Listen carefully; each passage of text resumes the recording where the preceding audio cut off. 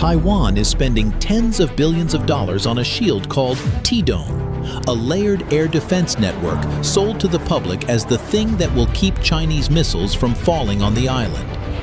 Here's the part that never makes the press release. The people planning Taiwan's defense already know something uncomfortable. If China fires everything it has, all at once, in one coordinated wave, no air defense system on Earth stops all of it. Not Israel's, not America's, and not T-Dome. So if they already know it can be beaten, why pour billions into building it? Because stopping every missile may not be the point. The real job of T-Dome might be to convince Beijing it can't win fast enough to be worth trying. Today we look straight at it, what T-Dome actually is, what it can't do, and the strategy buried underneath the marketing. Stay to the end, because whether this thing works depends entirely on what you believe it's for. Welcome to Future War Tech.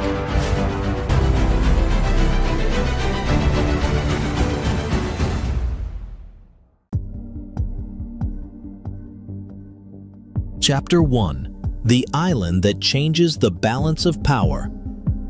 Before we touch T-Dome, you need to understand why one island, smaller than a tenth of California, sits at the center of the most dangerous standoff on the planet. Taiwan anchors something called the First Island Chain, the arc of islands running from Japan down through Taiwan to the Philippines.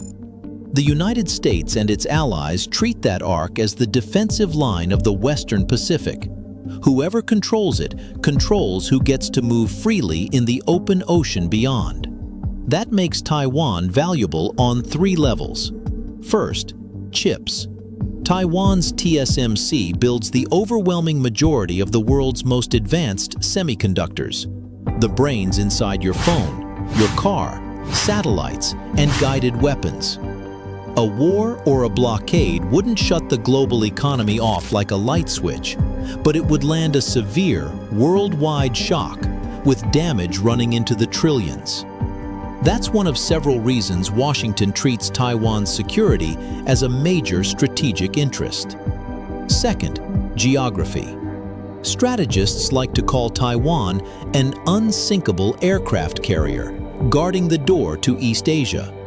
It's a metaphor, not a fact, but the logic is real.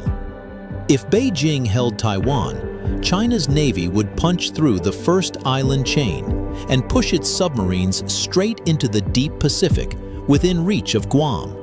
And almost half the world's container ships pass through these waters. Third, and this is the part you can see from space, the daily squeeze. For years, China has been rehearsing, and you can map exactly where. To the west, warships and fighters push across the strait's median line near the frontline islands of Kinmen and Matsu, normalizing a presence just miles off Taiwan's coast. To the north, drills choke the approaches to Keelung, the deep-water port that feeds the capital, Taipei.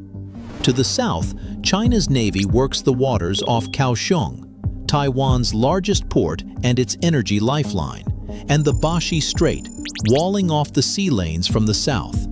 And to the east, in the Philippine Sea off the bases at Hualien and Taitung, carrier groups practice the one move that matters most, blocking American and Japanese forces from ever reaching the island from the Pacific. Put those four arrows together and the design is obvious. Frontal pressure across the strait, pincers tightening north and south, and a wall thrown up to the east. It's a full encirclement, rehearsed in the open, over and over. And it's not just steel. There's economic coercion, diplomatic isolation, daily cyber attacks, and a flood of disinformation built to plant one idea in every Taiwanese mind. America will abandon you, and resistance is pointless. Remember that idea. It comes back at the end. Because under all of that pressure, Taiwan announced T-Dome. And the most revealing thing about it isn't the hardware. It's what Taiwan's own defense minister admitted it really is.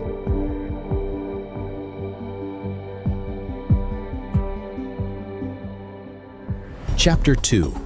The shield that isn't a weapon. Start with the money, because the money is real. In late 2025, Taiwan's president proposed a special defense budget with a ceiling of about $40 billion, spread across 8 years, from 2026 to 2033. For an island whose entire annual defense budget runs around $30 billion, that's a staggering commitment. Though it's worth saying it's a provisional ceiling, not a fixed shopping list. It rests on 3 pillars. T-Dome itself, folding artificial intelligence into Taiwan's defenses, and building up the island's own weapons industry. So when Taiwan's defense minister, Wellington Koo, was asked the simplest possible question, "What is T-Dome?" the answer almost let the air out of the room. At its core, he said, it's an integration project. It links the radars and fire control of weapons Taiwan already owns, then wraps the whole thing in new software. The goal, in his own words, is not to buy some enormous new pile of missiles. Sit with that for a second, because it changes everything. T-Dome isn't a new weapon. It's a brain, a command layer whose entire job is to take a messy collection of air defense systems, bought piecemeal from different countries over different decades, and force them to fight like a single organism. As Koo put it, without that integration, Taiwan's scattered missiles simply can't coordinate fast enough to matter. And it really is a messy collection. To picture how it's meant to fight, imagine the island defended in layers, sorted by altitude. Though it's worth being honest, this layered picture is how analysts describe it, not a fixed architecture Taiwan has officially published. At the top, near the edge of space, roughly 40 miles up, sit Taiwan's home-built Skybow interceptors, the newest of which are designed to reach into the upper atmosphere and strike incoming ballistic warheads while they're still falling from above. Below that, around 20 miles up, is the workhorse layer. American Patriot PAC-3 batteries and Taiwan's Skybow 3. The PAC-3 is the gold standard of missile defense. It doesn't explode near its target, it slams into it, a direct hit-to-kill at thousands of miles per hour. This is the layer built to kill ballistic missiles the top tier missed. Lower still, under about 50,000 feet, networked systems like NASAMS, a US-Norwegian launcher that fires the same AMRAAM missiles carried by fighter jets. Wait for the cruise missiles, the ones that fly low and hug the terrain to slip under radar. And finally, the close-in layer, the one that's still mostly future tense. Against cheap drones, you don't waste $1 million interceptor. You use automated guns, electronic jamming to sever the drone's control link, and, eventually, possibly high-energy lasers to burn them down. But be clear, Taiwan has not fielded an operational laser layer in T-Dome. That part is ambition, not inventory. Here's the honest version of the sales pitch, with the science fiction stripped out. T-Dome doesn't conjure a superweapon. Its value is connection, taking radars, command posts, and launchers that used to fight blind and alone, and fusing them into one shared picture of the sky. In theory, that lets Taiwan react in seconds, hit the right threats first, and stop wasting expensive interceptors on harmless decoys. In theory. In theory. And this is where independent experts start raising eyebrows. As J. Michael Cole, a Taipei-based security analyst, has pointed out, T-Dome has to confront a much wider array of threats than the system it's named after. Israel's Iron Dome was built mainly for short-range rockets, while T-Dome is supposed to swat down aircraft, cruise missiles, ballistic missiles, and swarms of drones, all at once. Nobody has shown, publicly anyway, that any network can do all of that at the scale China can actually generate. And we know that because 2 years ago, in a different sky, a smaller version of this exact problem played out in real time.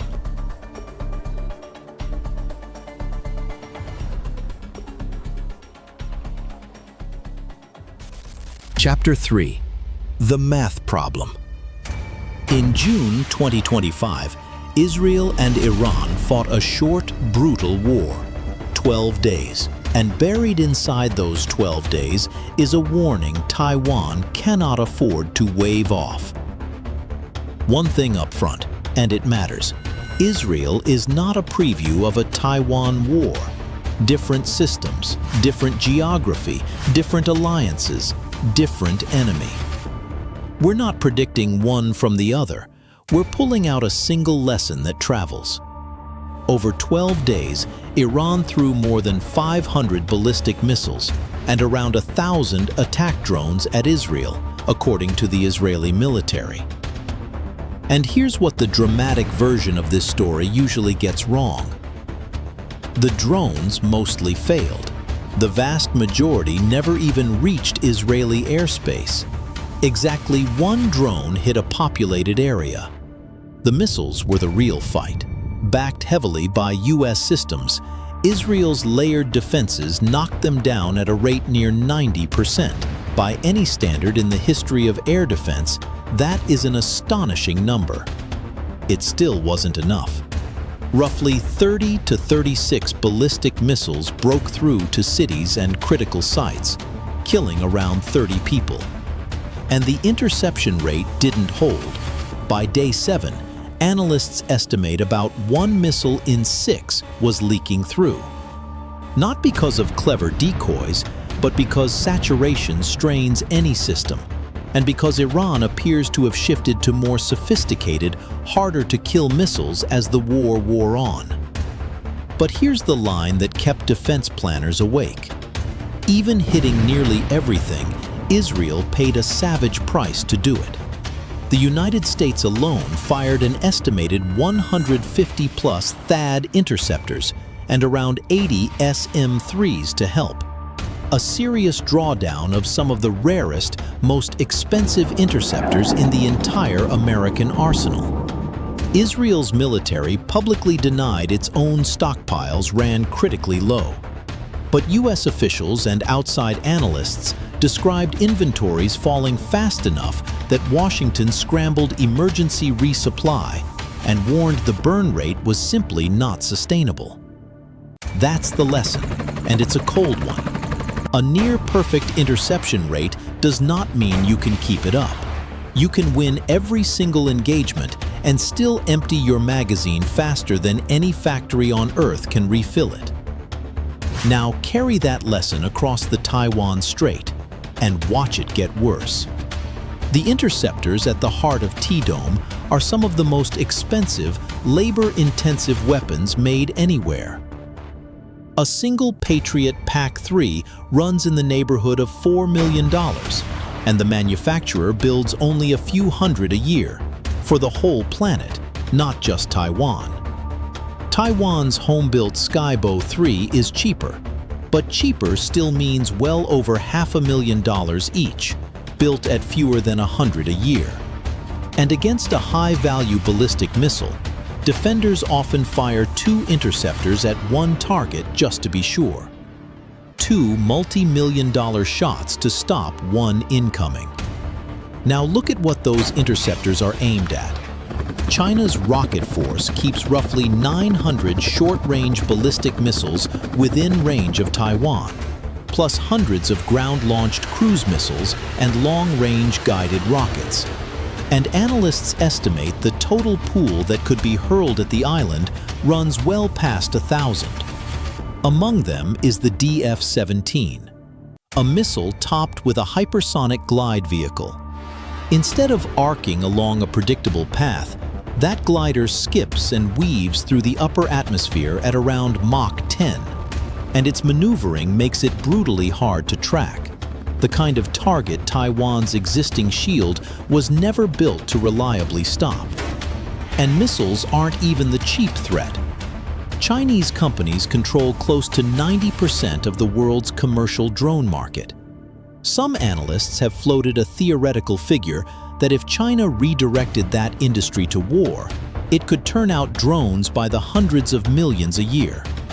That's a ceiling, not a force sitting on a runway today. But cut it by a factor of 10 and the point still lands. A one-way attack drone can cost a few $1,000s to build, and Taiwan would be answering it with interceptors that cost 1,000 times more.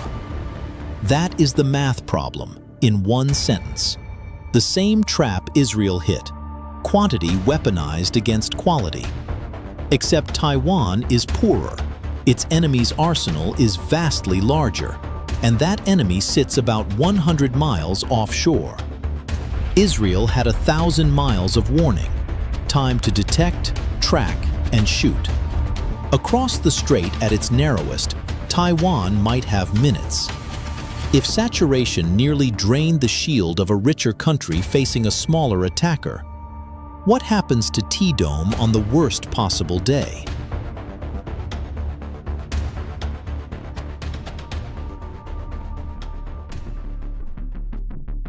Chapter 4. The Worst Day. One warning before we go any further, and it's not boilerplate. What follows is not a prediction. It's a stress test, a deliberately extreme model built to push T-Dome under the worst conditions imaginable. China achieving total surprise, executing a flawless attack, and stalling any outside help. Real war is messier than this. Defenders disperse, harden, hide, and hold reserves. Weather fights back. Systems that should fail sometimes don't. So as we walk through this, every line is a could, never a will. We're not declaring Taiwan doomed. We're finding the spot where the shield bends. With that said, here is the dark scenario, the one Western analysts often call a fait accompli. Win fast, seize the island, and hand the world a finished fact before anyone can react. 0200 hours. It might not open with a landing. It could open with a firestorm from the west, cheap suicide drones and long-range rockets fired in overlapping waves from the Fujian coast, 100 miles away. The purpose isn't to destroy. It's to make T-Dome shoot, and shoot, and shoot, until the magazines run dry. As gaps tear open in a depleted shield, Beijing could play its highest cards. From deep inland, hypersonic DF-17s, flying maneuvering paths that are genuinely hard, though not impossible for surviving radars to follow, would hunt what matters most: command bunkers, communication nodes, the nerve centers. Kill the brain, and the shield loses its eyes. Then the Air Force could push across the strait to finish suppressing what's left. In the worst case, bridges drop, runways crater, the power grid buckles, and the island fractures into isolated pockets where defenders can't move and can't resupply. And only then, exploiting that paralysis, would the amphibious phase begin. Big assault ships like the Type 075, helicopter carriers built to launch air assault waves, could put Marines down on the choke points around Taipei, if China had first seized control of the air and the sea around the island. And that "if" is carrying the entire scenario, because an opposed amphibious assault on this scale is something the PLA has never attempted, against terrain, defenses, and logistics that punish an attacker without mercy. That's the worst day. It's a real risk, worth taking seriously. And it's also a tower of best-case assumptions for Beijing, every one of which can break. Here's the thing. Taiwan's planners have run this exact scenario. They know the math. They know precisely how T-Dome can fail, and they are building it anyway. Which brings us back to the question we opened with, except now it has teeth. If they know it can be beaten, what do they actually think it's for? Chapter 5. Who the shield is really for. Run the cold military arithmetic, and T-Dome cannot guarantee it stops a full saturation attack. The Taiwanese know it. They're spending billions anyway. Why? Because T-Dome was never built to win a missile trading contest. It was built to do 3 other things, and on those terms, it may already be working. Start with time. Beijing's fastest path to taking Taiwan is speed, the fait accompli, moving so fast the war is over before the world stops being shocked and before an American president can decide anything. T-Dome is built to wreck that timeline. It can't stop everything, but it can force China to spend days, maybe weeks, grinding the island down instead of hours. And in modern war, time is the most valuable currency there is.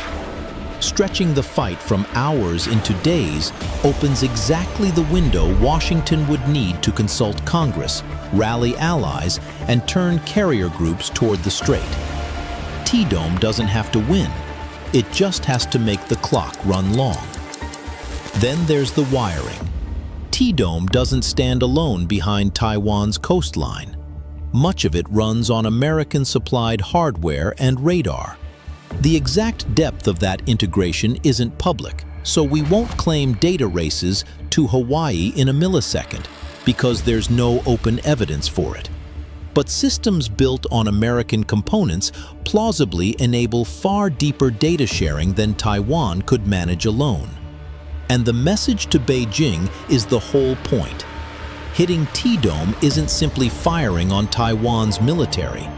It risks striking at the edge of a much larger Western sensor web and throwing away the surprise China would need most. And finally, the part that has nothing to do with hardware at all. Modern wars are often lost from the inside before any line breaks.